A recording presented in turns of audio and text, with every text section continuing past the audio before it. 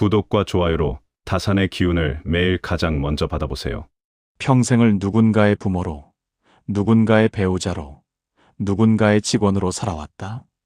그런데 문득 일요일 저녁이 무섭다. 자식들이 돌아가고 난 뒤 조용해진 거실에서 당신은 TV 리모컨을 집어든다. 볼 것도 없는데 채널을 돌린다. 그 소리라도 없으면 집안의 정막이 숨을 조여오기 때문이다.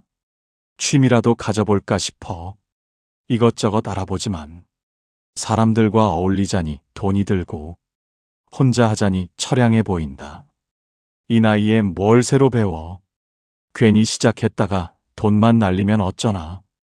이런 생각이 발목을 잡는다. 하지만 시간을 그냥 흘려보내는 것은 당신의 노년을 더 빨리 늙게 만든다. 하루하루가 똑같이 흘러가고 어제와 오늘의 구분이 사라질 때 삶은 무게를 잃고 표류하기 시작한다. 정약용은 18년이라는 긴 유배 생활 속에서도 매일 아침 설레는 마음으로 눈을 떴다. 그에게는 어떤 비밀이 있었던 것인가? 오늘 그 이야기를 함께 나눠보겠다. 첫 번째, 장비가 아닌 마음을 먼저 사지 마라. 당신이 무언가를 시작하려 할 때 가장 먼저 하는 일은 무엇인가? 많은 사람들이 장비부터 검색한다. 등산 시작하려면 뭐가 필요하지?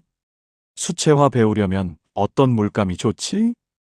인터넷을 뒤지고 백화점 문화센터를 기웃거린다. 정약용이 유배지 강진에 도착했을 때 그에게는 아무것도 없었다. 거친 흙바닥과 낡은 방 한 칸이 전부였다. 하지만 그는 그 안에서 500권이 넘는 책을 썼다. 결핍이 오히려 집중을 만들어냈기 때문이다. 문제는 우리가 취미를 시작할 때 진정한 즐거움보다 남에게 보여줄 것을 먼저 생각한다는 점이다. 65살 박 씨는 퇴직 후 사진을 배워보기로 했다. 주변에서 요즘 카메라 좋은 거 사야 제대로 찍는다는 말에 200만 원짜리 미러리스 카메라를 샀다. 렌즈도 2개 더 샀다. 가방도 전문가용으로 맞췄다. 처음 한 달은 신이 나서 여기저기 다녔다. 그런데 석 달이 지나자 카메라가 무거웠다. 오늘은 좀 피곤한데? 날씨가 흐린데 뭘 찍어? 핑계가 늘어났다. 결국 그 카메라는 장롱 속에서 먼지를 뒤집어 쓰고 있다. 그래도 좋은 거 사놨으니 언젠간 쓰겠지. 박 씨는 그렇게 말하지만 1년이 지나도록 꺼내본 적이 없다. 반면 내가 아는 73살 김 어르신은 다르게 시작했다. 이분은 젊어서부터 그림에 관심이 있었지만 바쁜 직장 생활에 한 번도 제대로 배워본 적이 없었다. 퇴직 후 이제라도 해볼까 싶었지만 화구 세트 가격을 보고 망설여졌다. 물감 한 세트에 10만 원이 넘었다.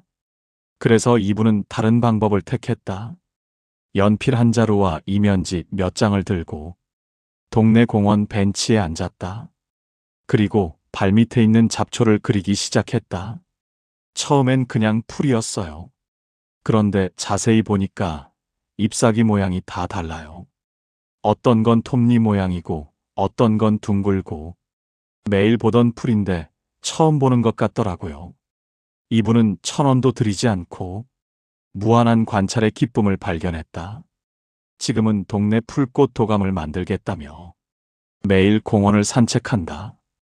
연필값 500원이 이분의 하루를 바꿔놓은 셈이다. 왜 이런 차이가 생기는 것인가? 박 씨는 장비를 샀지만 김 어르신은 마음을 먼저 샀다. 박 씨는 좋은 카메라로 멋진 사진 찍는 날을 상상했고 김 어르신은 풀 한 포기를 천천히 들여다보는 날을 상상했다. 출발점이 다르면 도착점도 달라진다. 남에게 보여주기 위한 취미는 결국 남의 시선에 휘둘린다. 이 정도 장비면 잘 찍어야 하는데 사람들이 내 사진 보고 뭐라고 할까? 이런 생각이 즐거움을 잡아먹는다. 정약용은 유배지의 작은 방을 사이제라고 불렀다. 4가지를 마땅히 해야 하는 집이라는 뜻이다. 생각을 맑게 하고, 용모를 단정히 하고, 말을 적게 하고 행동을 무겁게 하라. 그는 화려한 환경 대신 자신의 내면에 집중하는 법을 택했다. 그렇다면 어떻게 해야 하는가? 첫째, 3개월간은 돈 한 푼 안 드는 취미만 해보라. 산책, 일기 쓰기, 라디오 듣기, 창밖 구경. 돈이 안 들어야 부담도 없고 포기도 쉽다. 포기가 쉬워야 다른 것도 시도해 볼 수 있다. 둘째, 장비 욕심이 날 때는 그 돈을 나를 위한 보양식에 써라. 20만 원짜리 물감 세트 대신 맛있는 한우 한 근을 사서 구워 먹어라. 당신의 몸이 먼저다. 셋째, 잘하는 것보다 남들이 안 하는 것을 찾아라. 골프는 너무 많은 사람이 한다. 하지만 동네 골목길 지도 그리기는 아무도 안 한다. 유일한 것이 특별한 것이 된다. 넷째, 집 안에서 시작할 수 있는 일을 우선순위로 둬라. 밖에 나가야 하는 취미는 날씨와 몸 상태에 흔들린다. 방 안에서 할 수 있으면 매일 할 수 있다. 다섯째, 타인의 칭찬이 필요한 취미는 과감히 버려라. 잘한다는 말을 듣고 싶어서 하는 일은 그 말이 없으면 금세 시들해진다. 당신 스스로 만족하면 그것으로 충분하다. 정약용은 이렇게 말했다. 손이 부지런하면 마음의 잡초가 사라진다. 장비가 아니라 손을 먼저 움직여라. 그것이 진짜 시작이다. 지금까지 장비보다 마음이 먼저라는 이야기를 했다. 이제 두 번째로 중요한 것을 말하겠다. 두 번째, 사소한 것에 목숨을 거는 즐거움. 우리는 무언가를 시작할 때 거창한 목표를 세우려 한다. 책을 한 권 써야지. 전시회에 출품해야지. 대회에서 상을 타야지. 그런데 이런 목표는 대부분 실패한다. 너무 멀리 있기 때문이다. 정약용은 유배지에서 매일 아침 마당의 풀벌레를 관찰했다. 거창한 학문을 하기 전에 눈앞의 작은 생명체에 먼저 눈을 맞췄다. 사소한 것에 집중할 때 비로소 세상이 보인다. 당신의 하루를 돌아보라. 아침에 일어나서 무엇을 하는가? 대부분 휴대폰부터 집어든다. 뉴스를 보고 날씨를 확인하고 자식들 단톡방에 새 글이 있나 살핀다. 그런데 거기엔 별다른 소식이 없다. 좋은 아침 인사도 없고 안부를 묻는 말도 없다. 주말에 같이 밥 먹자고 했더니 다음 주에요라는 답이 돌아온다. 다음 주가 되면 또 다음에요다. 벌써 한 달째 같은 대답이다. 요즘 바쁜가 보다 하고 넘기지만 가슴 한 구석이 허전하다. 전화를 걸까 말까 망설이다가 괜히 귀찮게 하는 것 같아서 하고 접는다. 이런 날들이 반복되면 하루가 텅 비어버린 것 같다. 할 일이 없는 게 아니라 마음을 둘 곳이 없는 것이다. 내가 아는 68살 최 여사는 이 문제를 아주 다른 방식으로 풀었다. 이분도 자식들과의 거리감에 서운함을 느꼈다. 엄마 요즘 어떠세요? 한마디가 그리웠다. 하지만 전화해서 서운함을 토로하면 분위기만 어색해진다는 걸 알았다. 그래서 이분은 베란다의 작은 화분에 눈을 돌렸다. 3,000원짜리 제라늄 한 분을 사서 매일 아침 물을 주기 시작했다. 처음엔 그냥 꽃이었어요. 그런데 매일 보니까 달라요. 어제는 없던 새순이 오늘 나와 있고 며칠 전에 맺힌 꽃봉오리가 조금씩 부풀어요. 이분은 매일 아침 화분 사진을 찍었다. 그리고 자식에게 문자를 보냈다. 얘야, 오늘 우리 집 제라늄이 드디어 꽃망울을 터뜨렸단다. 사진 보낼 테니 한번 보렴. 자식에게서 내 예쁘네요라는 짧은 답이 왔다. 예전 같으면 그 짧은 답에 서운했을 것이다. 이게 뭐야, 관심도 없구나.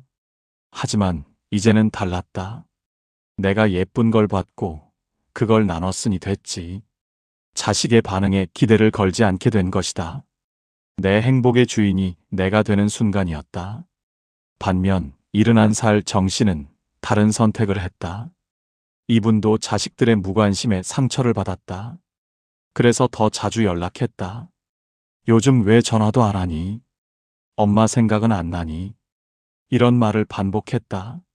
자식들은 처음엔 미안해했다. 하지만 점점 전화를 피하기 시작했다. 또 잔소리겠지 하는 생각이 든 것이다. 정씨는 더 서운해졌고, 더 자주 연락했고, 자식들은 더 멀어졌다. 악순환이 시작된 것이다. 내가 뭘 잘못했는데 이러는 거야? 정씨는 지금도 이 말을 반복한다. 하지만 문제는 잘잘못이 아니었다. 시선의 방향이 문제였다. 정씨는 자식만 바라봤고, 최 여사는 화분을 바라봤다. 그 차이가 행복과 불행을 갈랐다. 정약용도 유배 초기에는 한양의 가족만 그리워했다. 언제 돌아갈 수 있을까? 아이들은 잘 크고 있을까? 그 생각에 잠을 이루지 못하는 밤이 많았다. 하지만 그는 시선을 바꿨다. 유배지 주변의 풀과 나무를 관찰하기 시작했다. 벌레 한 마리의 움직임을 기록했다. 바람의 방향과 구름의 모양을 적었다. 그러자 하루가 짧아졌다. 할 일이 너무 많아진 것이다. 그렇다면 어떻게 해야 하는가? 첫째, 매일 똑같이 보는 것 하나를 정해라. 창밖에 나무 한 그루, 베란다에 화분 한 개. 매일 보면 매일 다르다는 걸 알게 된다.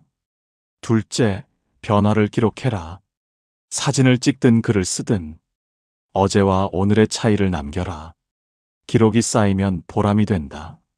셋째, 기대 없이 나눠라. 좋아해 줄까? 하는 마음 없이 나는 이게 좋았어 하고 보여줘라. 반응은 덤이다. 넷째, 작은 것에 이름을 붙여라. 화분에 이름을 붙이고 새순의 번호를 매겨라. 이름이 생기면 관계가 생긴다. 다섯째, 하루 10분만 투자해라. 길 필요 없다. 아침에 일어나서 10분. 그것만으로 하루가 달라진다. 정약용은 이렇게 말했다. 작은 벌레 한 마리에 우주가 들어있다. 거창한 목표를 버려라. 눈앞에 사소한 것이 당신의 세상이 된다. 장비보다 마음이 먼저이고 거창한 목표보다 사소한 관찰이 중요하다고 했다. 이 두 가지를 실천하면 이미 변화를 느끼기 시작할 것이다. 하지만 여기서 멈추지 마라. 세 번째, 혼자 있는 시간이 기다려지는 법. 혼자 있는 시간을 사랑하는 법이다. 우리는 혼자 있으면 외롭다고 생각한다. 사람을 만나야 해. 어딘가에 속해 있어야 해. 그래서 경로당을 찾고 복지관을 찾고 동호회에 가입하고 모임에 나간다. 물론 사람을 만나는 것은 좋은 일이다. 하지만 문제는 그 다음이다. 67살 안 씨는 퇴직 후 경로당에 다니기 시작했다. 아침에 일어나면 경로당에 가고 점심을 먹고 바둑을 두고 저녁 때 집에 돌아온다. 사람들이 있으니까 심심하지는 않아요. 그런데 한 씨는 말끝을 흐렸다. 집에 돌아오면 더 허전해요. 경로당에서는 웃고 떠들었는데 현관문 열고 들어서면 그 조용함이 2배로 느껴져요. 낮에 사람들과 어울린 시간이 밤의 고독을 더 깊게 만든 것이다. 마치 단 음식을 먹고 나면 더 단 것이 당기는 것처럼 한 씨는 경로당에 더 자주 갔다. 아침 일찍 가서 저녁 늦게까지 있었다. 집에 있는 시간을 최대한 줄이려 했다. 하지만 결국 집에는 돌아와야 했고 그때마다 공허함은 더 커져 있었다. 혼자 있는 게 무서워요. 한 씨는 그렇게 말했다. 반면 71살 박 어르신은 전혀 다른 삶을 살고 있다. 이분은 퇴직 후 필사를 시작했다. 필사란 책의 문장을 그대로 베껴 쓰는 것이다. 이분이 선택한 책은 정약용의 편지글이었다. 처음엔 그냥 손 운동 삼아 시작했어요. 글씨 쓰면 치매 예방에 좋다고 해서요. 하루에 딱 한 장. 30분이면 끝난다. 하지만 그 30분이 이분의 하루를 바꿨다. 글을 베껴 쓰다 보면 생각이 없어져요. 내일 뭐 하지? 자식들은 왜 연락이 없지? 이런 잡생각이 사라져요. 그냥 글자만 보여요. 이분은 아침에 일어나면 가장 먼저 책상 앞에 앉는다. 커피 한 잔을 옆에 두고 오늘 베껴 쓸 문장을 펼친다. 창밖으로 아침 햇살이 들어오고 연필 긁는 소리만 방 안에 울린다. 이 시간이 제일 좋아요. 아무도 없고 아무 소리도 없고 세상에 나 혼자인 것 같은데 그게 외롭지가 않아요. 오히려 자유로워요. 이분은 이제 사람 만나는 약속이 생기면 내 공부 시간이 빠지는데 하며 아쉬워한다. 혼자 있는 시간이 기다려지게 된 것이다. 왜 이런 차이가 생기는 것인가? 한 씨는 혼자 있는 시간을 견뎌야 할 것으로 봤고 박 어르신은 누릴 것으로 봤다. 고독을 외로움으로 정의하면 도망치게 되고 고독을 자유로 정의하면 품게 된다. 정약용은 18년 유배 생활 대부분을 혼자 보냈다. 가족도 없고 친구도 없고 찾아오는 이도 거의 없었다. 보통 사람이라면 미쳐버렸을 환경이다. 하지만 그는 그 시간을 연구에 바쳤다. 새벽에 일어나 책을 읽고 낮에는 글을 쓰고 저녁에는 그날 쓴 글을 다듬었다. 외로울 틈이 없었다. 할 일이 너무 많았기 때문이다. 그는 혼자 있는 시간을 세상이 빼앗아갈 수 없는 자신만의 왕국으로 만들었다. 그렇다면 어떻게 해야 하는가? 첫째, 혼자만 할 수 있는 일을 만들어라. 필사, 일기, 명상, 스트레칭. 누군가와 함께 할 수 없는 일이어야 한다. 그래야 혼자 있는 시간이 의미를 갖는다. 둘째, 정해진 시간에 정해진 장소에서 해라. 아침 8시, 내 방 책상 앞. 이렇게 정해두면 몸이 먼저 움직인다. 습관이 되면 의지가 필요 없어진다. 셋째, 짧게 시작해라. 처음부터 1시간은 무리다. 10분, 20분이면 충분하다. 짧아야 매일 할 수 있다. 넷째, 결과물을 남겨라. 베껴 쓴 종이를 모아두고 일기장을 쌓아가라. 눈에 보이는 것이 있어야 보람이 생긴다. 다섯째, 이 시간만큼은 휴대폰을 꺼놔라. 알림 소리 하나가 집중을 깨뜨린다.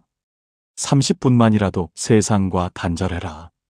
그 고요함이 선물이 된다. 정약용은 이렇게 말했다. 혼자서 즐거운 자는 천하를 얻은 것과 같다. 사람들 속에서 웃음을 찾지 마라. 당신 안에서 평화를 찾아라. 그것이 진짜 자유다. 여기까지 들으며 아마도 공감하셨을 것이다. 당신도 비슷한 경험을 해보셨을 테니까. 지금까지 우리는 장비보다 마음을, 거창한 목표보다 사소한 관찰을, 사람들 속 웃음보다 혼자만의 평화를 이야기했다. 이제 네 번째로 중요한 것을 말하겠다. 네 번째, 내 즐거움으로 타인의 상처를 닦아주기. 나만 즐거운 취미는 소일거리에 불과하다. 하지만 그 즐거움이 남에게 닿으면 소일거리가 보람으로 바뀐다. 정약용은 유배지에서 혼자 공부만 한 것이 아니다. 그는 마을 아이들을 불러 그를 가르쳤고 가난한 농부들에게 농사 기술을 알려줬다. 자신이 배운 것을 나눌 때 그의 유배 생활은 비로소 의미를 갖게 되었다. 당신의 취미는 지금 어디를 향하고 있는가? 69살 윤 씨는 퇴직 후 요리를 배우기 시작했다. 혼자 살다 보니 대충 먹게 되는 게 싫었다. 유튜브로 레시피를 찾아보고 간단한 반찬부터 만들기 시작했다. 처음엔 자신을 위해서였다. 오늘은 뭘 해 먹을까? 이 생각이 아침을 설레게 만들었다.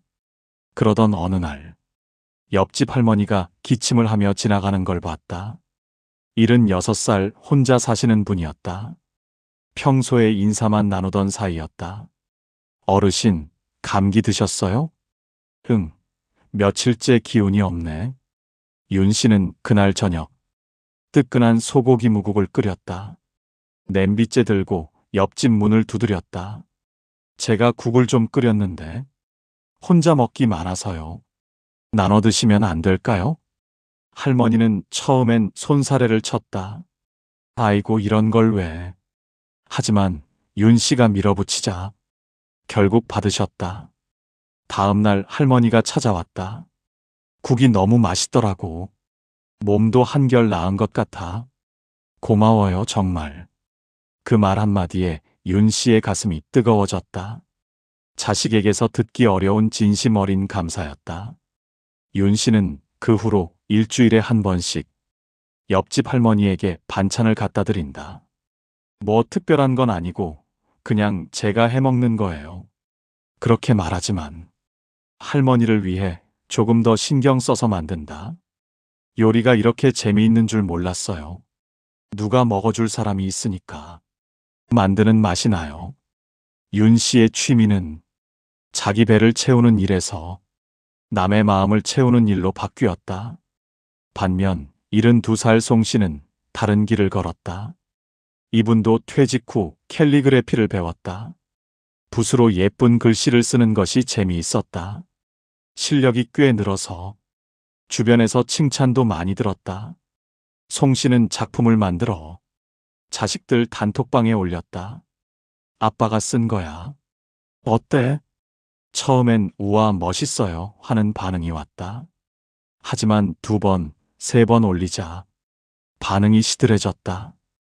내 한 글자만 오거나 아예 일십을 당하기도 했다. 송 씨는 서운했다. 내가 이렇게 열심히 했는데 관심도 없구나. 결국 캘리그래피가 시들해졌다.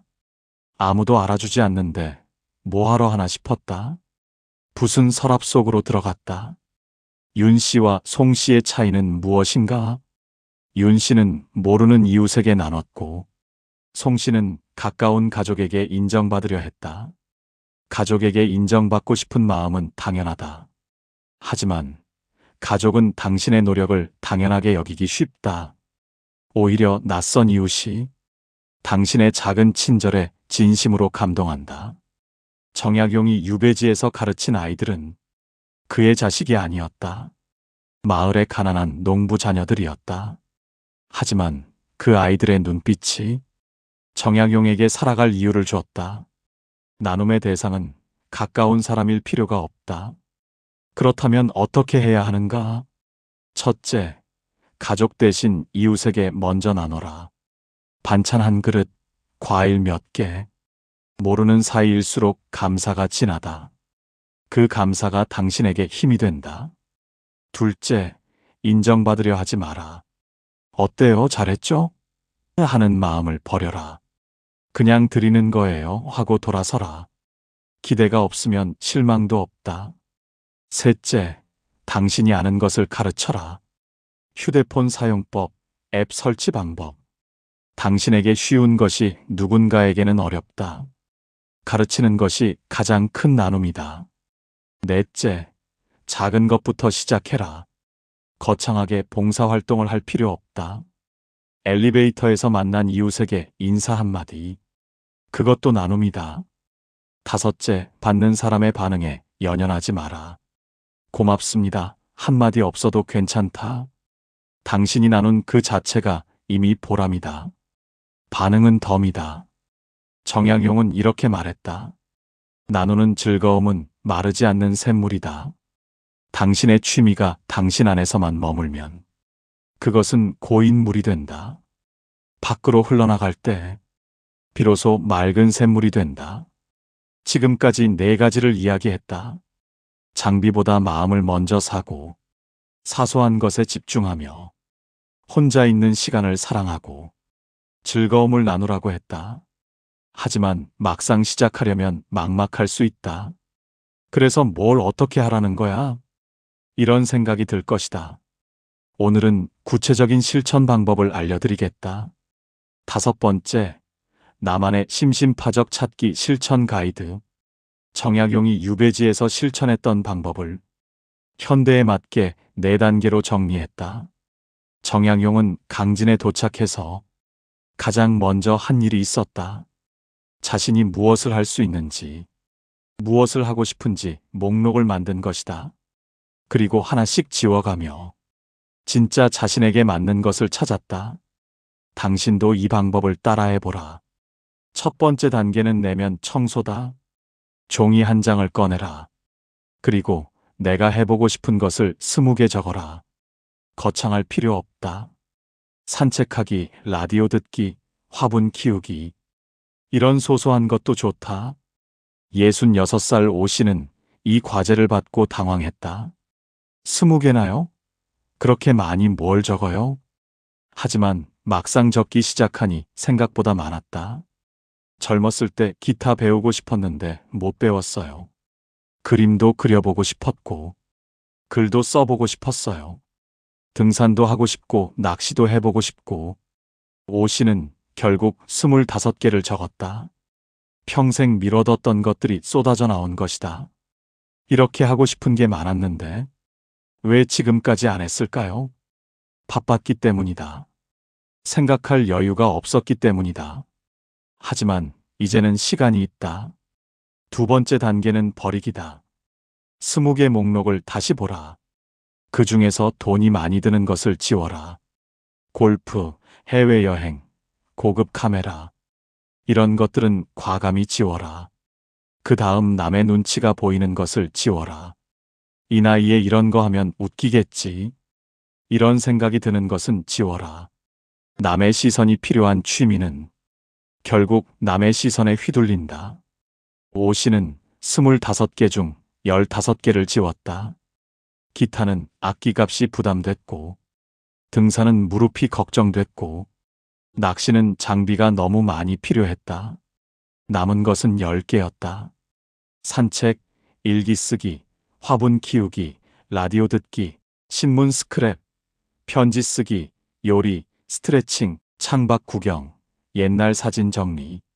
모두 돈이 거의 안 들고 집에서 혼자 할 수 있는 것들이었다. 세 번째 단계는 몰입이다. 남은 목록 중 5개를 골라라. 그리고 일주일 동안 매일 20분씩 해보라. 월요일엔 산책, 화요일엔 일기 쓰기, 수요일엔 화분 돌보기, 목요일엔 스트레칭, 금요일엔 옛날 사진 정리. 오 씨는 이렇게 일주일을 보냈다. 산책은 좋긴 한데 혼자 하니까 심심하더라고요. 일기는 쓸 게 없어서 힘들었어요. 그런데 옛날 사진 정리는 시간 가는 줄 몰랐어요. 20살 때 사진 보면서 그때 생각이 나고, 결혼식 사진 보면서 웃기도 하고, 일주일이 지나자 답이 나왔다. 오 씨에게 맞는 것은 옛날 사진 정리였다. 20분 하려던 게 1시간이 훌쩍 지나갔다. 그게 바로 신호다. 시간 가는 줄 모르면 그게 당신의 취미다. 네 번째 단계는 축적이다. 찾은 취미를 매일 조금씩 하라. 그리고 반드시 기록을 남겨라. 오 씨는 옛날 사진을 정리하면서 짧은 글을 덧붙이기 시작했다. 1985년 봄, 신혼여행 갔던 경주. 남편이 불국사 앞에서 찍어준 사진. 그때 날씨가 좋았다. 사진 한 장에 글 2~3줄. 이게 쌓이자 자서전이 되어갔다. 손주한테 보여줄 수 있겠더라고요. 할머니가 젊었을 때 이랬다고. 뭔가 남기는 것 같아서 뿌듯해요. 기록이 쌓이면 보람이 된다. 보람이 생기면 내일이 기다려진다. 정약용도 유배지에서 매일 글을 썼다. 하루도 빠지지 않았다. 그 기록이 쌓여 500권이 넘는 책이 되었다. 한 줄 한 줄이 모여 역사가 된 것이다. 그렇다면 정리해 보겠다. 첫째, 하고 싶은 것 20개를 적어라. 둘째, 돈 드는 것과 눈치 보이는 것을 지워라. 셋째, 남은 것 중 5개를 일주일간 해보라. 넷째, 시간 가는 줄 모르는 것을 찾아 매일 기록하라. 이 4단계만 따라가면 당신만의 심심파적을 찾을 수 있다. 정약용은 이렇게 말했다. 하루를 기록하면 1년이 보인다. 오늘부터 시작하라. 종이 한 장이면 충분하다. 6번째, 취미는 시간을 보내는 것이 아니라 나를 찾아가는 여정이다. 지금까지 5가지를 이야기했다. 장비보다 마음을 먼저 사고, 사소한 것에 집중하며, 혼자 있는 시간을 사랑하고, 즐거움을 나누고, 4단계로 나만의 취미를 찾으라고 했다. 이제 마지막으로 가장 중요한 것을 말하겠다. 많은 사람들이 취미를 시간 때우기로 생각한다. 심심하니까 뭐라도 하자. 할 일이 없으니까 배워볼까. 이런 마음으로 시작한다. 하지만 이렇게 시작하면 오래가지 못한다. 시간을 때우는 것은 목적이 없기 때문이다. 목적이 없으면 의미가 없고, 의미가 없으면 지속할 이유가 없다. 74살 장 씨는 퇴직 후 이것저것 많이 해봤다. 서예도 배우고 바둑도 배우고 탁구도 치고 게이트볼도 했다. 하지만 어느 것도 6개월을 넘기지 못했다. 재미가 없어서 그런 건 아니에요. 처음엔 재미있어요. 그런데 어느 순간 이걸 왜 하고 있지? 하는 생각이 들어요. 그러면 발이 안 떨어져요. 장 씨에게 취미는 빈 시간을 채우는 도구였다. 시간이 채워지면 목적이 달성된 것이다. 그래서 쉽게 실증이 났다. 반면 76살 권 어르신은 다른 마음으로 시작했다. 이분은 퇴직 후 자신에게 질문을 던졌다. 나는 평생 뭘 하고 싶었던 거지? 직장 다니느라, 자식 키우느라 못했던 게 뭐지? 곰곰이 생각해보니 답이 나왔다. 어렸을 때 시골에서 자라면서 들판의 풀과 꽃 이름이 궁금했다. 하지만 바쁜 농사일에 물어볼 사람도 없었고 공부할 시간도 없었다. 그때 그 궁금증이 아직도 남아있더라고요. 60년이 지났는데도요. 권 어르신은 도서관에서 식물 도감을 빌렸다. 그리고 동네 뒷산을 다니며 풀꽃 이름을 하나씩 알아가기 시작했다. 이게 달개비고 저게 괭이밥이고 이름을 알고 나니까 그냥 풀이 아니에요. 친구가 된 것 같아요. 이분에게 취미는 시간 때우기가 아니었다. 60년 전 어린 자신에게 답을 주는 일이었다. 과거의 나와 현재의 내가 연결되는 경험이었다. 그래서 이분은 지금까지 5년째 같은 취미를 하고 있다. 지겹지 않다. 알아갈수록 모르는 게 더 많아지기 때문이다. 죽을 때까지 다 못 알아볼 것 같아요. 그래서 좋아요. 할 일이 있으니까요. 장 씨와 권 어르신의 차이는 취미를 어떻게 정의했느냐에 있다. 장 씨는 취미를 남는 시간을 채우는 것으로 봤다. 권 어르신은 취미를 내가 누구인지 찾아가는 여정으로 봤다. 정의가 다르면 결과가 다르다. 당신은 어떤 사람인가? 어렸을 때 무엇을 좋아했는가? 무엇이 궁금했는가? 무엇을 하고 싶었는가? 그 질문에 답을 찾는 것이 진짜 취미다. 시간을 보내는 것이 아니라 시간 속에서 나를 만나는 것이다. 정약용은 18년 유배 생활 동안 자신이 누구인지 끊임없이 물었다. 나는 왜 태어났는가? 나는 무엇을 해야 하는가? 나는 어떤 사람으로 기억되고 싶은가? 그 질문에 답하기 위해 책을 읽고 글을 썼다. 유배가 끝나지 않아도 괜찮았다. 질문에 답하는 과정 자체가 삶의 목적이었기 때문이다. 당신의 노년도 마찬가지다. 언제까지 살지 모르는데 뭘 해가 아니라 언제 죽을지 모르니까 지금 해야 해다. 남은 시간이 얼마인지는 중요하지 않다. 그 시간 동안 무엇을 하느냐가 중요하다. 그리고 가장 가치 있는 일은 평생 미뤄뒀던 질문에 답하는 것이다. 그렇다면 오늘 이 질문을 스스로에게 던져보라. 나는 어렸을 때 무엇이 궁금했는가? 직장 생활하느라 못했던 게 무엇인가? 자식 키우느라 포기했던 게 무엇인가? 그 답이 당신의 취미가 된다. 시간 때우기가 아니라 나를 찾아가는 거룩한 여정이 된다. 정약용은 이렇게 말했다. 늦게 피는 꽃이 더 오래 간다. 당신은 이제 막 피기 시작한 꽃이다. 서두르지 마라. 천천히, 그러나 꾸준히 피어나라.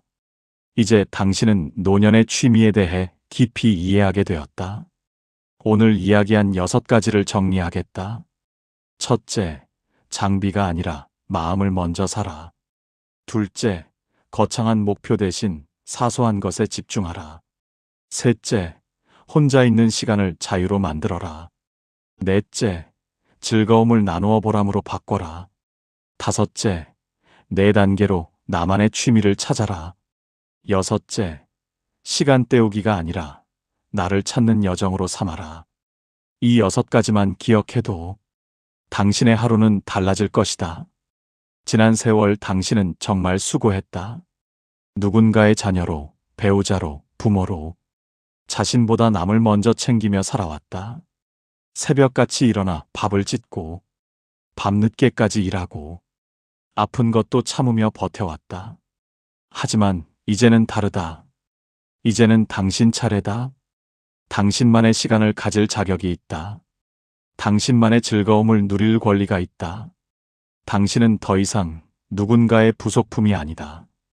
당신은 당신 인생의 주인공이다. 오늘부터 시작하라. 연필 한 자루, 종이 한 장이면 된다. 거창할 필요 없다. 작게, 그러나 꾸준히. 정약용은 18년 유배지에서도 매일 아침 설레는 마음으로 눈을 떴다. 그는 이렇게 당부했다. 오늘 하루를 축제처럼 살아라. 당신의 오늘이 숙제가 아닌 설레는 축제가 되기를 진심으로 바란다. 오늘의 이야기는 여기까지입니다. 저희 정약용 인생 지침은 앞으로도 당신의 삶에 빛이 되는 소중한 한마디를 전해드리겠습니다. 구독과 좋아요로 마음을 나눠주시고 어느 지역에서 들으셨는지 댓글 남겨주시면 한 분 한 분 인사드리겠습니다. 끝까지 시청해 주신 여러분 진심으로 감사합니다.